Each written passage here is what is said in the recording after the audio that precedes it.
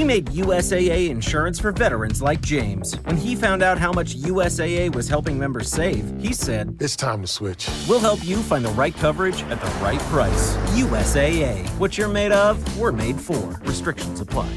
You're listening to the Weekend Sport Podcast with Jason Pine from News Talk ZB.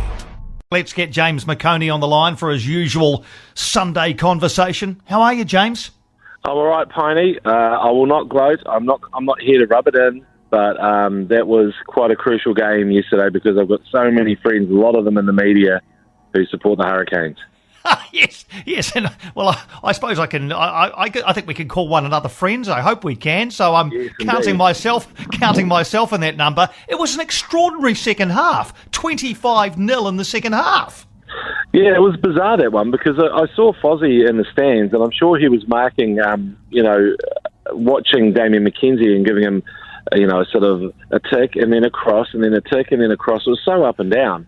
But there were only a couple of plays in it, and I'm sure that I've seen a Hurricanes line-out scuttle the team before. It might have been in a game against the Crusaders once. So there was a what do you call it, 100-metre turnaround, wasn't it? But there were some standouts for me, and even though McKenzie I thought was great, I really thought the forwards, Peter Gus-Sowakula, Sam Cane, knowing that he has to step up because so many people love Artie.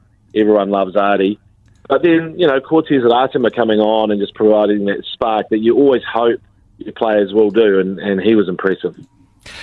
Peter Gus-Sowakula is fascinating to me because he played those 2 test matches at the beginning of last year, didn't he? And then he was sort of banished, never to be seen again. And then we thought, well, he might go overseas. He's been good for the Chiefs this year, hasn't he?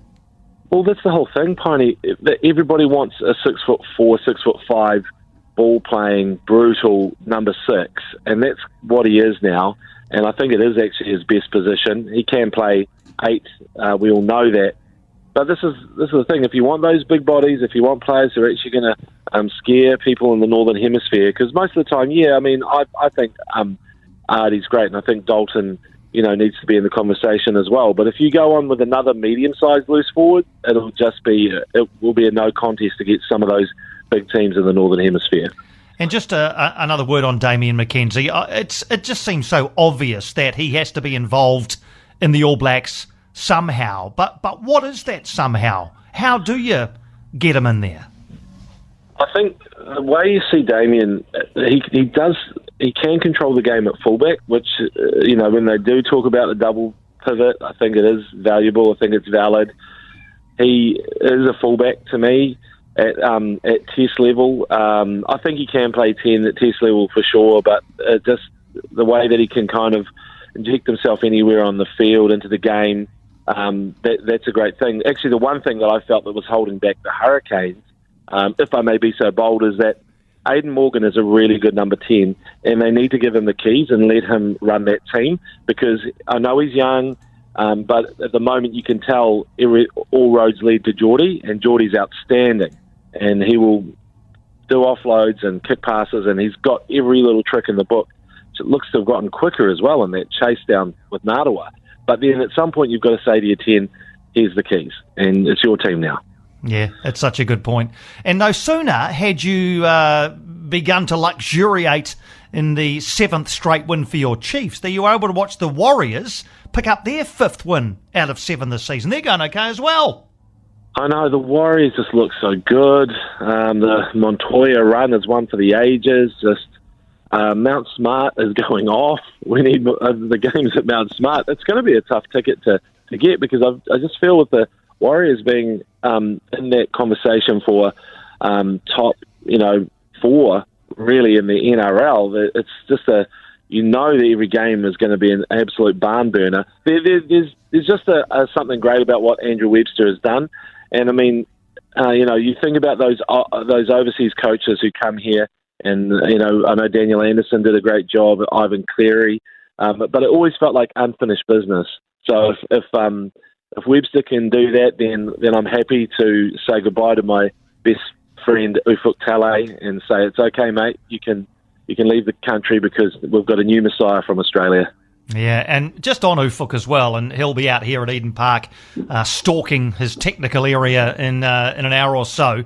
It wasn't a great surprise that he announced he was leaving. It's kind of been talked about and murmured about and rumbled about for the last little while. It must be hard to come into a club after a guy like Ufuk Talay has been at the helm and stamp your own mark on it. But somebody's going to have to do that. What do you see in the next year or so for the Wellington Phoenix post Ufuk Talay? Ufuk, as you know, was so good, probably arguably the best offshore recruiter or scout that we've ever had. The list of players, Davila, Zavada, Krayev, they're all just top shelf. So we actually do need somebody. I think the scouting part is vital. Ufuk's definitely a grumpy guy, and the grumpy coaches, they can thrive. But if you watch any footage of, say, I'm just picking a grumpy coach like Wayne Bennett, you watch him after a game, and they're all dancing with Wayne Bennett in the changing rooms and just, hanging off the guy and possibly endangering his health because he's 73. But the thing about it is you can't just be a tough, grumpy coach anymore. You've got to have that softer side for players. So I think we need someone who embodies that as well and can coach the modern player. I haven't got any names, Piney, but I could tell Ufuk was going to leave. I mean, you and I had a little conversation with him, I think, in the tunnel a few weeks ago where he was saying, well, the next person who takes over, I'm like, oh, okay, right. We know that. But at the last weekend, Zavada should have been given a penalty when he was clattered into against Melbourne City, and they showed Ufuk Talay, and I thought for sure he was going to be effing and blinding, but not at all. He just shrugged his shoulders, and I went, he's leaving. He's not swearing. He's not fully invested. He's not fully invested in the side. Oh, brilliant! And just before you go, we had some Super Rugby in Apia. I was a big fan of this. Were you? Yeah, I loved it. It sounds like all the hosts were sweating in places they've never sweated before. But it's just awesome to see the support there. Please, teams, go to Apia, go to Nuku'alofa when it's ready. Obviously, there's been those issues with the volcanic eruption, and Tonga's just sort of making its way back. But we need to see the games over there. It's just going to be so good for those countries. And just on a side note, Miracle Fa'ailangi is going to be an absolute superstar, but also a bouquet from my colleagues at Sky. I know the post-match interview is one of the toughest things you can do. You get hit with a wall of cliches, but I thought the team in Samoa were amazing with Miracle and his mum. Miracle dedicated the game to his dad who died 3 years ago on Friday, on that day. And then the week before, Laura McGoldrick with holding one of Richie Mwonga's kids as she's interviewing Richie, the man of the moment, after 100 games. I think they're taking post-match interviews to another level, Piney, so I'm going to have to go and work on my game. Absolutely. Jacob Spoodley this afternoon. Perhaps we'll have to walk someone's dog or something out here at Eden Park to try and compete. Yeah, I'd love to see it too. Always good to chat, mate. Enjoy the rest of your weekend. We'll catch up again next Sunday.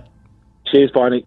Thanks, mate. You take care too, James. James McOnie there, part of our Sundays, and a really, really cool part of our Sundays, around 1:45 every Sunday afternoon. For more from Weekend Sport with Jason Pine, listen live to News Talk ZB weekends from midday or follow the podcast on iHeartRadio. Hello, I'm Liam Dan, Business Editor-at-Large for the New Zealand Herald, and I'm back with another season of my podcast, Money Talks. In this series, we're not going to tell you how to get rich. We're not going to try and pick the next interest rate move. Instead, I'll be talking to some interesting New Zealanders about how money has shaped their lives and what they've learned about it through the years. Join us every Saturday for a new chat with an exciting range of guests from the world of business, politics and entertainment. You can find Money Talks with me, Liam Dan, wherever you get your podcasts.